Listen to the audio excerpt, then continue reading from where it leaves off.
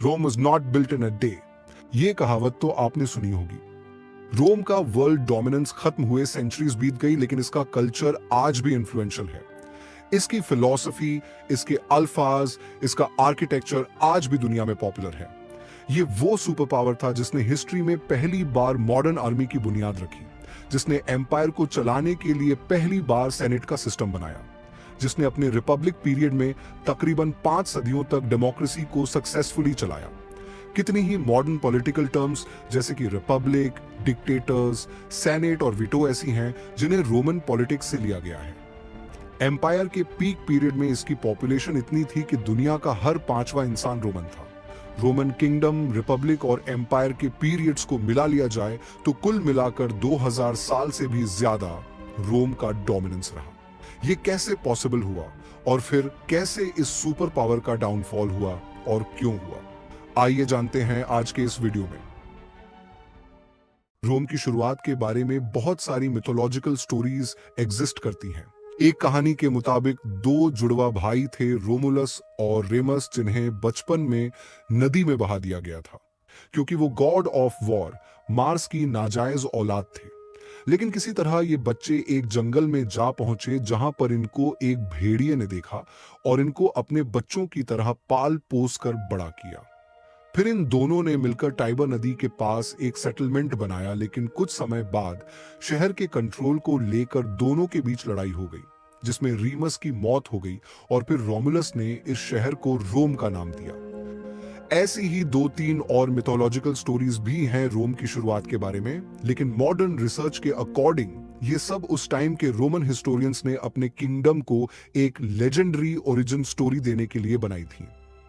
रोम की असल शुरुआत को जानने के लिए हमने मॉडर्न रिसर्च को एनालाइज किया और देखा कि कुछ आर्कियोलॉजिकल रिकॉर्ड्स के मुताबिक रोम 625 बीसी के आसपास एस्टैब्लिश हुआ था। शुरुआत में यह टाइबर रिवर के किनारे एक छोटा सा ट्रेडिंग सेंटर था जो धीरे धीरे एक शहर में बदल गया। उस समय इस रीजन को एट्रूरिया और लेटियम कहा जाता था। लोग छोटी छोटी विलेजेस में रहते थे और शायद इन्वेजन से बचने के लिए एकजुट हो गए, जिससे रोम की शुरुआत हुई। 600 बीसी से 510 बीसी तक के पीरियड को रोम का पीरियड ऑफ किंग्स माना जाता है। इंटरेस्टिंग बात यह है कि उस समय राजा बनने का फैसला हेरिडिटरी बेसिस पे नहीं लिया जाता था। किंग्स को सेनेट नाम की रूलिंग बॉडी इलेक्ट करती थी। इस पीरियड के दौरान रोम में कुल 7 किंग्स बने। इस लिस्ट में आखिरी राजा का नाम लूसियस टार्क्विनियस सुपरबस था, जिसे टार्क्विन द प्राउड भी कहा जाता है। हिस्टोरियंस के मुताबिक वो एक टायरेंट था और फिर एक ऐसी घटना घटी जिसने पूरे रोम के इतिहास को बदल दिया। लूसियस सुपरबस के बेटे पर आरोप लगा कि उसने एक नोबल वुमन लुक्रीशिया के साथ जबरदस्ती की। यह खबर रोम में आग की तरह फैल गई और जगह जगह लूसियस सुपरबस के खिलाफ प्रोटेस्ट शुरू हो गए। आखिरकार जनता और नोबल्स ने मिलकर सुपरबस को सत्ता से हटा दिया और इसी के साथ 509 बीसी में रोम के रिपब्लिक पीरियड की शुरुआत हुई। रोम में अब एक गवर्नमेंट बनाई गई जिसको सेनेट का नाम दिया गया। सेनेट को 2 सेक्शंस में बांटा गया। एक सेक्शन का नाम पैट्रिशियंस था, जिसके मेंबर्स रिच और पावरफुल फैमिली से आते थे, और दूसरा सेक्शन था प्लीबियंस, जिसमें ज्यादातर मिडिल क्लास के रिप्रेजेंटेटिव्स थे। पैट्रिशियंस और प्लीबियंस मिलकर 2 लीडर्स को इलेक्ट करते थे, जिन्हें कॉन्सल्स बुलाया जाता था। आमतौर पर ज्यादातर पावर पैट्रिशियंस के पास होती थी और वो इस चीज का मिसयूज भी करते थे, जिसकी वजह से उनका प्लीबियंस के साथ कई बार कॉन्फ्लिक्ट देखा गया। रिपब्लिक पीरियड के दौरान रोम का काफी एक्सपेंशन हुआ। 338 बीसी तक रोम की टेरिटरी पूरे इटालियन पेनिनसुला तक फैल चुकी थी। इस एक्सपेंशन के दौरान कई कॉन्फ्लिक्ट्स भी देखे गए, जैसे 390 बीसी में पड़ोसी किंगडम गॉल्स ने रोम पर हमला किया और काफी तबाही मचाई, लेकिन रोम ने खुद को दोबारा बिल्ड किया। इसके बाद मिलिट्री लीडर कमेलूस की लीडरशिप में रोम ने आज के पूरे इटली पर कब्जा कर लिया। 264 बीसी से लेकर 146 बीसी के बीच रोम एक बार फिर युद्ध की स्थिति में चला गया। इस समय को प्यूनिक वॉर्स कहा जाता है। ये वॉर्स रोम और कार्थेज के बीच हुई थी। कार्थेज अफ्रीका के नॉर्दर्न कोस्ट पर स्थित एक बेहद शक्तिशाली सिटी स्टेट था, जो आज के टूनीजिया के आसपास के रीजन में आता है। कुल मिलाकर 3 प्यूनिक वॉर्स लड़ी गई। पहले 2 वॉर्स के बाद रोम ने वेस्टर्न मेडिटेरेनियन को अपने कब्जे में ले लिया, जिसमें स्पेन और सिसिली का आइलैंड भी शामिल था। इस दौरान रोम ने कार्थेज के लेजेंडरी जनरल और मिलिट्री टैक्टिशियन हैनिबल को भी हरा दिया था। हैनिबल की कहानी इतनी दिलचस्प है कि इस पर एक अलग ही वीडियो बन सकती है। 149 और 146 बीसी के बीच थर्ड प्यूनिक वॉर लड़ी गई और इसमें रोम ने कार्थेज को बहुत बुरी तरह हरा दिया।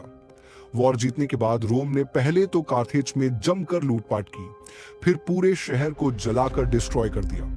ग्रीक हिस्टोरियन अपियन अपनी किताब में लिखते हैं कि थर्ड प्यूनिक वॉर में कार्थेज के करीब 2 लाख लोगों की मौत हुई और जो 50,000 लोग जिंदा बचे उन्हें गुलाम बना लिया गया। इसके बाद रोम ने ईस्ट की ओर अपना एक्सपेंशन शुरू किया। सबसे पहले मैसेडोनिया किंगडम को हराया, जो अलेक्जेंडर द ग्रेट के मरने के 200 साल बाद भी एक माइटी किंगडम था। रोम को उसकी मिलिट्री विक्ट्रीज ने न सिर्फ नई टेरिटोरीज और सोना दिया, बल्कि इन जीते हुए राज्यों के कल्चर और सोसाइटी का भी रोम पर गहरा असर पड़ा। अगर आप कभी किसी इटालियन सिटी में घूमने जाओगे तो देखोगे कि रोम ने ग्रीक आर्किटेक्चर, रिलीजियन और आर्ट के कई एस्पेक्ट्स को अपनी सोसाइटी में इंटीग्रेट किए हैं। ग्रीक फिलोसफर्स के राइटिंग्स ने रोमन थिंकिंग और फिलॉसफी को बहुत इन्फ्लुएंस किया।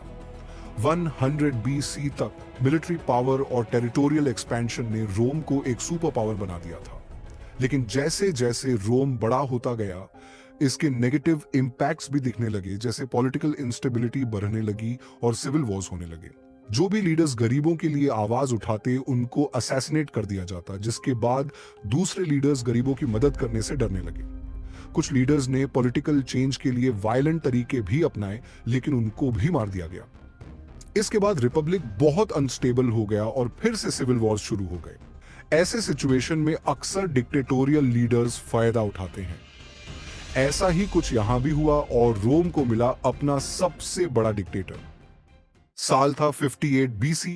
रोम ने जूलियस सीजर को इटली के एक प्रोविंस का गवर्नर बनाया और गॉल के बचे हुए रीजन्स को जल्दी से अपने कब्जे में लेने की जिम्मेदारी दी।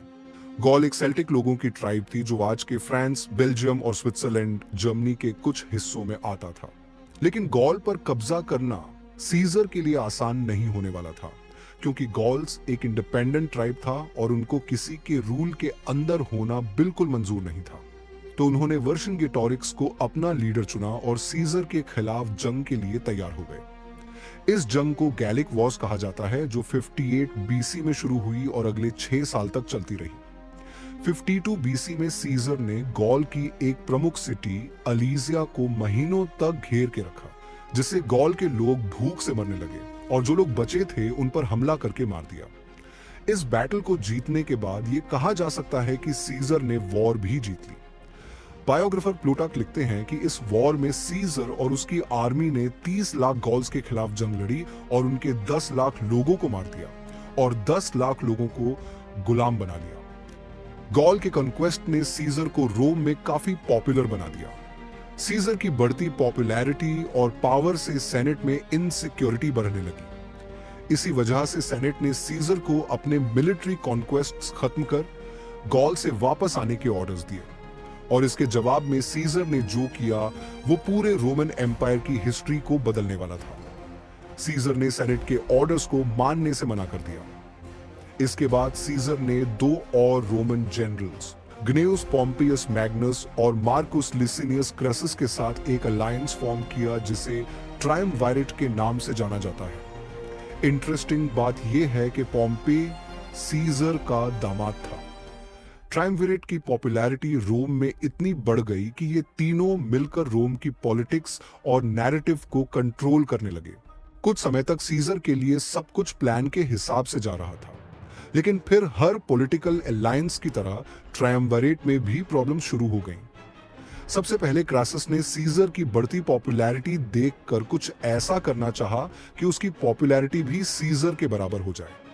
इसी चक्कर में 53 बीसी में क्रासस ने पार्थियन एम्पायर के खिलाफ मिलिट्री कैंपेन शुरू किया, लेकिन वो ये बैटल हार गया जिसमें उसकी मौत हो गई। कुछ सोर्सेज ये भी कहते हैं कि क्रासस को कैप्चर किया गया और उसके मुंह में पिघला हुआ सोना डाला गया। क्रासस की डेथ के बाद अब सीजर और पॉम्पे के बीच पावर स्ट्रगल शुरू हो गई। सीजर को हराने के लिए पॉम्पे ने रोमन सेनेट से हाथ मिला लिया और इसके बदले सेनेट को सीजर की बढ़ती पॉपुलैरिटी के खिलाफ एक चेहरा मिल गया जो उसे टक्कर दे सके। 49 बीसी में सेनेट की वार्निंग्स के बावजूद सीजर रोम की तरफ अपनी आर्मी लेकर बढ़ा और रूबिकॉन रिवर को पार किया। बेसिकली सीजर को अपनी पावर दिखानी थी। इस एक्सट्रीम एक्शन की वजह से सेनेट और पॉम्पे के खिलाफ सीजर की सिविल वॉर शुरू हो गई, जिसको सीजर्स सिविल वॉर कहा जाता है। 1 साल तक ये वॉर चलता रहा और अल्टीमेटली 48 बीसी में सीजर की फोर्सेस ने पॉम्पे की आर्मी को बैटल ऑफ फार्सलस में हरा दिया, जिसके बाद पॉम्पे को इजिप्ट भागना पड़ा, जहां उसे किंग टॉलेमी ने धोखे से मरवा दिया ताकि उसे सीजर का सपोर्ट मिल सके। इसी के साथ अब रोम का पूरा कंट्रोल सीजर के पास आ गया। मौके का फायदा उठाते हुए सीजर ने अपने आप को रोम का डिक्टेटर फॉर लाइफ घोषित कर दिया। सीजर की रोम पर तानाशाही 49 बीसी से लेकर 44 बीसी तक चली। इस 5 साल के सीजर के रूल के दौरान रोम काफी डेवलप भी हुआ। उसने कई रिफॉर्म्स लाए जिससे गरीब लोगों को भी फायदा हुआ। पब्लिक वर्क्स प्रोजेक्ट्स जैसे रोड्स और बिल्डिंग्स ने सीजर की पॉपुलैरिटी को और भी बढ़ा दिया। लोगों को लगने लगा था कि सीजर उनके लिए एक मसीहा बनकर आया है। उसे एक डेमी गॉड की तरह फॉलो किया जाने लगा। हालांकि सेनेट ने सीजर को ऑफिशियली डिक्टेटर मान लिया था, फिर भी सेनेट में कुछ लोग इसके खिलाफ थे और वो रोम से डिक्टेटरशिप हटाकर वापस रिपब्लिक बनाना चाहते थे। इसमें सीजर के करीबी साथी गायस कैसियस लॉन्गिन्स और मार्कस जूनियस ब्रूट्स भी शामिल थे, जिनको लग रहा था कि सीजर अपनी पावर्स का गलत इस्तेमाल कर रहा है। इवेंचुअली इन दोनों ने कुछ और सेनेटर्स के साथ मिलकर सीजर को असैसिनेट करने का प्लान बनाया। मार्च 1544 बीसी के दिन सेनेट की एक मीटिंग चल रही थी जिसमें सीजर भी शामिल था। कुछ सेनेटर्स ने एक पिटीशन दिखाने के बहाने सीजर को घेर लिया और अचानक से सीजर पर चाकू से अटैक करना शुरू कर दिया। इसके बाद सीजर को लगातार 23 बार स्टैब किया गया। हमले के बीच में सीजर की नजर ब्रूटस पर पड़ी, जिसे वो अपना बेटा मानता था, जिसके बाद सीजर ने कहा, ए टू ब्रूट, मतलब तुम भी ब्रूट्स, जो कि उसके लास्ट वर्ड्स माने जाते हैं। अससिन्स को लगा कि वो सीजर को मारकर पावर अपने हाथ में ले लेंगे, लेकिन सीजर की पॉपुलैरिटी इतनी ज्यादा थी कि रोम के सारे सिटीजन्स सेनेट के खिलाफ खड़े हो गए। सीजर की मौत ने रोम को एक बार फिर सिविल वॉर में धकेल दिया।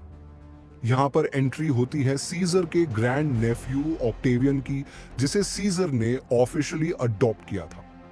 ऑक्टेवियन ने सीजर के करीबी दोस्त मार्क एंटनी और लेपिडस के साथ सेकंड ट्रायम्विरेट बनाया और सेनेट के खिलाफ जंग छेड़ दी। 42 बीसी में बैटल ऑफ फिलिपे में तीनों ने सेनेट को हराकर पावर हासिल कर ली। इसके बाद वेस्ट रोमन एम्पायर का कंट्रोल ऑक्टेवियन को दिया गया। मार्क एंटनी ने ईस्ट को कंट्रोल किया और लेपिडस को नॉर्थ अफ्रीका दिया गया, लेकिन बाद में ऑक्टेवियन ने लेपिडस को साइडलाइन कर सारा कंट्रोल अपने हाथ में ले लिया। कुछ सालों तक ऑक्टेवियन और मार्क एंटोनी ने मिलकर रोम पर हुकूमत चलाई, लेकिन ये अलायंस भी ज्यादा वक्त तक नहीं टिक सका। जब Mark Antony East Roman empire को रूल कर रहा था, तभी उसकी दोस्ती हुई क्लियोपैट्रा से और देखते ही देखते दोनों में प्यार हो गया। इंटरेस्टिंग बात यह है कि एक समय पर क्लियोपैट्रा का सीजर के साथ अफेयर था और दोनों का एक बेटा भी था। यह सुनकर ऑक्टेवियन को लगने लगा कि अब मार्क एंटनी दूसरे अलायंसेस बनाकर अपनी पावर को बढ़ाने का प्लान कर रहा है। इसके बाद दोनों के बीच अब ट्रस्ट इश्यूज होने लगे और ऑक्टेवियन ने मार्क एंटनी के खिलाफ प्रोपेगेंडा शुरू कर दिया, ये कहकर कि मार्क एंटनी अब क्लियोपैट्रा को रोम की क्वीन बनाना चाहता है और वो रोमन उसूलों को भूल गया है, और इवेंचुअली उसे गद्दार घोषित कर दिया। जवाब में मार्क एंटनी ने ऑक्टेवियन की लेजिटिमेसी को क्वेश्चन किया और कहा कि रोम पर उसका कोई क्लेम नहीं, क्योंकि वो सीजर का असली बेटा नहीं है। इसके बाद दोनों के बीच जंग शुरू हो गई और काफी बैटल्स के बाद 31 बीसी में बैटल ऑफ एक्टियम हुई, जिसमें ऑक्टेवियन की नेवल फोर्सेस ने एंटनी और क्लियोपैट्रा की फ्लीट को हरा दिया, जिसके बाद दोनों इजिप्ट भाग गए। लेकिन ऑक्टेवियन ने उन्हें वहां भी नहीं छोड़ा और अपनी आर्मी भेजकर उन्हें 1 साल तक घेर के रखा।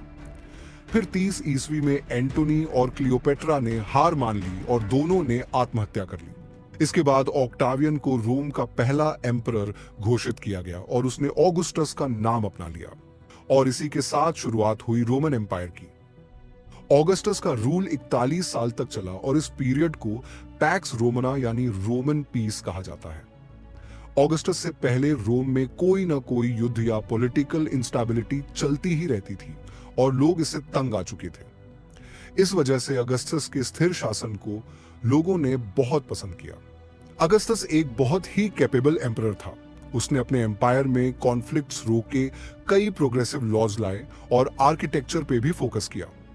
ये डिसीजंस ऑगस्टस को बाकी रोमन एम्परर्स से अलग करते हैं, क्योंकि जब हम हिस्ट्री पढ़ते हैं तो ये देखते हैं कि ज्यादातर रोमन एम्परर्स अय्याश थे और रूल करने में इंटरेस्टेड नहीं थे। साल 14 एडी में 75 साल की उम्र में ऑगस्टस की नेचुरल कारणों से मौत हो गई। अगस्टस के मरने के बाद उसे एक भगवान माना जाने लगा और ये बिलीफ रोमन एम्पायर के अंत तक चला। यहां तक कि जो अगस्त महीना है वो भी अगस्टस के नाम पर ही रखा गया है। ऑगस्टस के बाद उसके एडॉप्टेड बेटे टाइबेरियस ने 22 साल तक रूल किया। टिबेरियस का रूल वही दौर था जब जीसस क्राइस्ट को क्रूसिफाई कर दिया गया। टिबेरियस के मरने के बाद एम्परर बनने की बारी आई उसके एडॉप्टेड बेटे कलिगुला की, जो एक पागल और क्रूल एम्परर के रूप में जाना जाता है। कलिगुला कई बेगुनाह लोगों को कॉन्स्पिरेसी के आरोप में मरवा देता था। इस पागलपन से पूरा सेनेट गुस्से में था। इसी तरह कलिगुला की हुकूमत 3 साल तक चलती रही और फिर 41 AD में एक दिन जब कलिगुला अपने लंच के लिए एक अंडरग्राउंड पैसेज से जा रहा था, तब 2 गार्ड्स ने उसका मर्डर कर दिया। हालांकि ये कभी नहीं पता चल सका कि ये किसने करवाया। कलिगुला की मौत के बाद उसके चाचा क्लॉडियस को एम्परर घोषित कर दिया गया। क्लॉडियस का शासन 13 साल तक चला। कहा जाता है कि क्लॉडियस खाने का बहुत शौकीन था और ज्यादातर वक्त अय्याशी में बिताता था। उसकी कई वाइफ्स थीं, जिनमें से एक थी अग्रिपीना, जिसने उसे पॉइजन देकर मार दिया और अपने नाजायज बेटे नीरो को एम्परर बना दिया। नीरो के रूल को रोमन एम्पायर पर सबसे बड़े दाग की तरह देखा जाता है। 54 AD में 16 साल की उम्र में एम्परर बनने के बाद नीरो ने ऐसी कुछ चीजें की जिसने लोगों को हैरान कर दिया। नीरो ने सबसे पहले अपनी ही मां को मार दिया, क्योंकि वो उसे बहुत कंट्रोल करने लगी थी। इसके बाद उसने ट्रेजरी को फिजूल खर्चों से खाली कर दिया, जिससे किंगडम में भारी फाइनेंशियल क्राइसिस हो गई और जिसने भी इस एक्शन पर सवाल उठाया उसे मार दिया। बायोग्राफर स्वेटोनियस नेरो के बारे में लिखते हैं कि नीरो हर तरह के बुरे काम करता था, जैसे इंसेस्ट, एनिमल क्रूअल्टी और बिना बात के लोगों को मार देना। फिर एक दिन अलेजिडली नीरो ने पूरे रोम में आग लगवा दी और इसका ब्लेम क्रिश्चियंस पर डाल दिया, क्योंकि उस समय क्रिश्चियनिटी को रोमन एम्पायर के लिए एक थ्रेट की तरह देखा जाता था।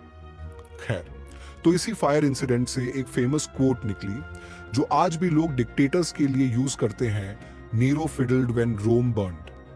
हालांकि इसका कोई प्रॉपर एविडेंस या सोर्स नहीं है कि नीरो ने ऐसा किया था।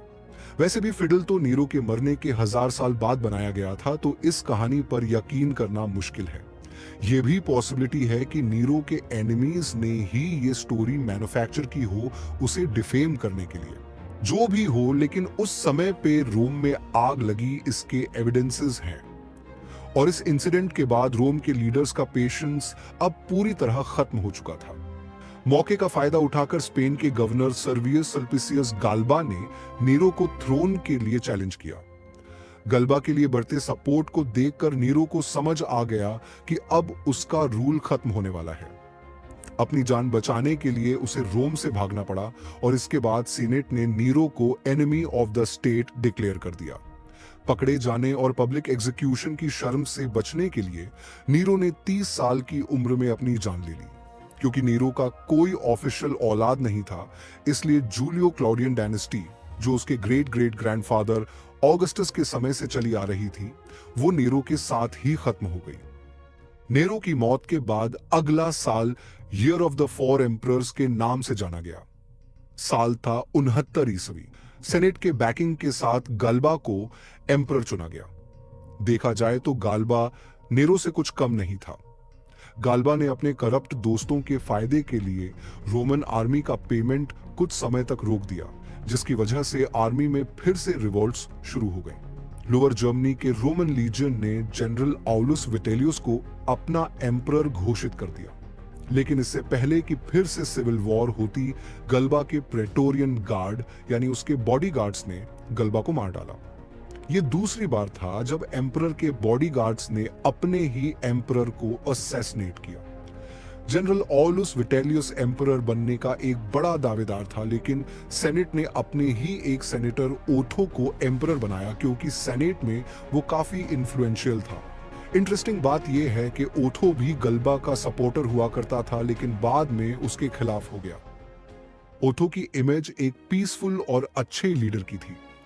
थ्रोन पर बैठते ही उसके सामने विटेलियस और उसकी मिलिट्री से डील करने का एक बड़ा चैलेंज था। ओथो एक पीस सेटलमेंट चाहता था, लेकिन विटेलियस को ना शांति से मतलब था और ना ही वो अपनी एम्परर बनने की एम्बिशन को छोड़ने वाला था। फिर दोनों की आर्मीज के बीच एक लंबी लड़ाई चली, लेकिन ओथो की आर्मी को बेड्रियाकम की बैटल में भयंकर हार का सामना करना पड़ा। रोमन हिस्टोरियन और सेनेटर कैसियस डियो ने लिखा कि उस दिन बैटलफील्ड पर 40,000 रोमन सोल्जर्स की मौत हुई थी। जब ओथो को यह पता चला तो उसने इस लड़ाई को अपनी तरफ से रोक दिया। हिस्टोरियंस का मानना है कि अगर वो कंटिन्यू करता तो वो जीत सकता था, लेकिन ओथो अपने सोल्जर्स की जान खतरे में नहीं डालना चाहता था और फिर हजारों सोल्जर्स की मौत का सदमा उससे बर्दाश्त नहीं हुआ और उसने खुदकुशी कर ली। ये काफी अफसोस की बात है कि ओथो का रूल सिर्फ 3 महीने तक चला, क्योंकि अगर उसे मौका मिलता तो वो एक काफी संवेदनशील और अच्छा एम्परर होता। जहां रोमन एम्परर ज्यादातर नार्सिसिस्ट और ग्रीडी हुआ करते थे, वहां ओथो का नाम हमेशा एक ईमानदार एम्परर के तौर पर लिया जाता है। ओथो की मौत के बाद विटेलियस अपनी आर्मी के साथ रोम पहुंचा और उसके सोल्जर्स ने सबसे पहले तो रोम के लोगों को मारा और लूटा और औरतों को भी नहीं बख्शा। और फिर सेनेट ने हार मानकर विटेलियस को एम्परर डिक्लेयर कर दिया। विटेलियस को अगर एक सोशियोपैथ कहा जाए तो गलत नहीं होगा। उसने अपने आप को सुप्रीम लीडर डिक्लेयर कर दिया और एक डिक्टेटर की तरह हुकूमत करने लगा। आम लोगों पर जुल्म बढ़ने लगे और ऐसा लगने लगा कि रोम एक डार्क एज में जा चुका है। अब रोम को एक सेवियर की जरूरत थी जो उसको जल्दी मिलने वाला था। रोमन आर्मी के एक हिस्से ने अचानक रिवोल्ट शुरू कर दिया और अपने कमांडर टाइटस फ्लेवियस वेस्पेसियन को एम्परर डिक्लेयर कर दिया। फिर एक लंबी वॉर चली और आखिर में वेस्पेसियन की आर्मी रोम में घुस गई। जब विटेलियस को यह समझ में आ गया कि वो जंग हार रहा है, तो उसने शहर से छुपकर भागने की कोशिश की, लेकिन कुछ लोगों ने उसे पकड़ लिया और उसको घसीटकर रोम के लोगों के बीच लाया गया, जहां उस पर लोग थूकने लगे। फिर उसे बुरी तरह टॉर्चर करके मार दिया गया और उसकी बॉडी को नदी में फेंक दिया गया। दिसंबर 22, 69 AD को सेनेट ने वेस्पेसियन को एम्परर डिक्लेयर कर दिया। ये एक लंबे पीरियड के रोमन टर्मोइल का एंड था और एक नए पीसफुल और खुशहाल रोमन एम्पायर के दौर की शुरुआत हुई, जिसे फ्लेवियन डायनेस्टी के नाम से जाना गया। वेस्पेसियन के रूल में कोलोसियम का कंस्ट्रक्शन शुरू हुआ, जो कि आज भी दुनिया का एक सबसे बड़ा टूरिस्ट अट्रैक्शन है। वेस्पेसियन एक इंटेलिजेंट और अच्छा पॉलिटिशियन था। उसने लॉ एंड ऑर्डर को रिस्टोर किया और रोम के एलीट क्लास और कॉमन सिटीजन्स दोनों का ख्याल रखा। उसने सेनेट की पावर को पूरी तरह रिस्टोर किया और कई रिफॉर्म्स इनैक्ट किए जो पब्लिक वेलफेयर पे फोकस करते थे। वेस्पेसियन का रूल लगभग 10 साल चला और उसके मरने के बाद उसका बेटा टाइटस एम्परर बना, जो पहला बायोलॉजिकल बेटा था किसी भी रोमन एम्परर का जिसने अपने पिता को सक्सीड किया। टाइटस के बाद उसके भाई डोमिशियन एम्परर बना, लेकिन उसे असैसिनेट कर दिया गया। इसके बाद 96 AD से 192 AD के पीरियड को the era of the good emperors कहा जाता है। इस पीरियड में ट्रेजन को उसके लोगों ने सबसे अच्छा एम्परर माना। इसी दौरान रोम 1 मिलियन लोगों वाला शहर बना और एम्पायर का एरिया अपने इतिहास का सबसे हाईएस्ट नंबर पर पहुंचा। रोम ने नए रीजन को रोड्स के जरिए कनेक्ट किया, ये सिस्टम अभी तक यूरोप की ट्रांसपोर्ट मैप को डिफाइन करता है।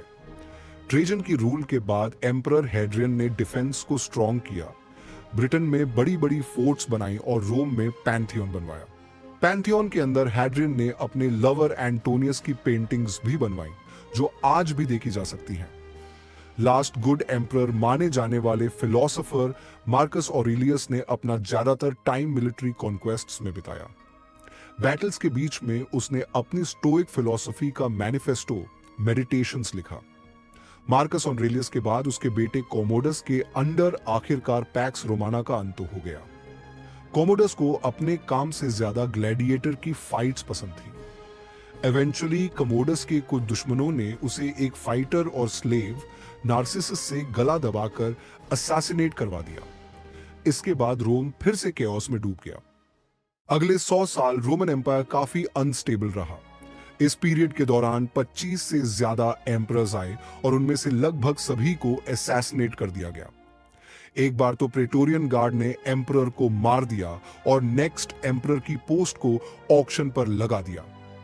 कई एम्परर्स ऐसे भी थे जिनका रूल सिर्फ कुछ दिन या हफ्तों तक ही चल पाया। कुछ की रेन का एग्जैक्ट ड्यूरेशन अभी भी अनसर्टन है, लेकिन सबसे छोटी रेन का रिकॉर्ड गॉर्डियन II के पास है, जो लगभग 22 दिन का था।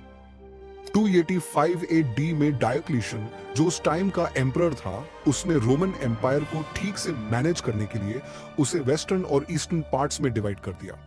फिर उसने एक सिस्टम बनाया जिसमें एक एम्परर वेस्ट को रूल करता था और दूसरा ईस्ट को, और दोनों को ऑगस्टस के टाइटल से बुलाया जाने लगा। और इन दोनों के अंडर एक एक डेप्यूटी एम्परर्स थे जिनको सीजर का टाइटल मिला, इसलिए इस पीरियड को टेट्रार्की का नाम दिया गया। फिर 305 AD में डायोक्लिशियन ने एक काफी रेयर चीज की, उसने थ्रोन को खुद ही गिव अप कर दिया, और ऐसा करने वाला वो पहला रोमन एम्परर बना। इसके बाद डायोक्लिशियन के को रूलर और वेस्टर्न एम्पायर के एम्परर मैक्सिमन ने भी रिटायरमेंट ले ली, जिसके बाद वेस्टर्न एम्पायर के सीजर के बेटे कॉन्स्टेंटाइन को वेस्टर्न एम्पायर का एम्परर अपॉइंट किया गया और उसको दोनों ऑगस्टस और सीजर का टाइटल दे दिया गया। लेकिन मैक्सिमन के बेटे मैक्सेंटियस ने डिमांड किया कि उसको सीजर का टाइटल दिया जाए। इसके बाद कॉन्स्टेंटाइन और मैक्सेंटियस के बीच वॉर शुरू हो गई। माना जाता है कि वॉर से पहले कॉन्स्टेंटाइन को आसमान में क्रॉस दिखाई दिया और उसको लगा कि ये गॉड की तरफ से उसके लिए साइन है जिससे अपनाकर वो जीत सकता है, और फिर उसने अपने फ्लैग्स और आर्मी के बैनर्स पर क्रॉस को पेंट करवाया। इस वॉर में कॉन्स्टेंटाइन की जीत हुई और मैक्सेंटियस को मार दिया गया। वॉर जीतने के बाद कॉन्स्टेंटाइन ने क्रिश्चियनिटी को एक्सेप्ट कर लिया और अपने एम्पायर का ऑफिशियल रिलीजन बना दिया। कॉन्स्टेंटीन का रूल 357 AD तक चला और उसके मरने के बाद उसके 3 बेटों के बीच पावर स्ट्रगल हुआ, लेकिन कोई भी थ्रोन पर टिक नहीं पाया। इसके बाद 363 ईस्वी में वैलेंटीनियन डायनेस्टी आई, जिसमें पावर स्ट्रगल्स, असैसिनेशंस और अनस्टेबल रूल था। 392 ईस्वी में वेस्ट के एम्परर वैलेंटीनियन II की मौत के बाद ईस्ट के एम्परर थियोडोसियस I ने दोनों एम्पायर्स को फिर से यूनाइट कर दिया, लेकिन ये यूनाइटेड रोमन एम्पायर ज्यादा समय तक नहीं रहा। थियोडोसियस की मौत के कुछ साल बाद उसके दोनों बेटों आर्केडियस और ओनोरियस के बीच रोम का फाइनल बंटवारा हो गया। आर्केडियस के अंडर ईस्ट था, जो आगे चलकर बिजांटाइन एम्पायर बना, और होनोरियस के अंडर वेस्ट था, जिसका बहुत जल्द अंत होने वाला था। धीरे धीरे ग्रीक बोलने वाला बिजांटाइन एम्पायर अमीर होता गया, जबकि लैटिन बोलने वाला वेस्टर्न एम्पायर इकोनॉमिक क्राइसिस का शिकार हो गया। बिजांटाइन एम्पायर की दौलत ने अपने फोर्टिफिकेशन को मजबूत बनाया।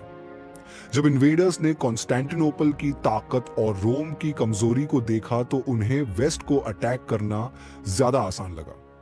इस दौरान एक जर्मैनिक ट्राइब गॉथ्स ने बार बार वेस्टर्न रोमन एम्पायर पर हमला किया। एक और ट्राइब वैंडल्स ने 455 AD में सब कुछ जलाकर राख कर दिया। 476 AD तक वेस्टर्न रोमन एम्पायर पूरी तरह से बर्बाद हो गया। शायद ये एक इंटरेस्टिंग बात थी कि रोम के आखिरी एम्परर का नाम रोमुलस था, जो कि रोम के पहले एम्परर का भी नाम था। एक जर्मैनिक जनरल ओडोसियर के खिलाफ हारने के बाद रोमुलस को एग्जाइल में भेज दिया गया और जिंदगी के बाकी दिन उसने एग्जाइल में ही गुजारे, और इस तरह अंत हुआ रोमन एम्पायर का। अगर आपको ये वीडियो अच्छा लगा तो लाइक, शेयर एंड सब्सक्राइब जरूर कीजिए। ऐसे वीडियोस बनाने में बहुत मेहनत और टाइम लगता है, इसलिए आपका सपोर्ट हमारे मोटिवेशन के लिए बहुत इंपॉर्टेंट है। और जाने से पहले कमेंट सेक्शन में जरूर बताइए कि आगे आप कौन से हिस्ट्री के बारे में वीडियोस देखना पसंद करेंगे। See you soon with another history documentary.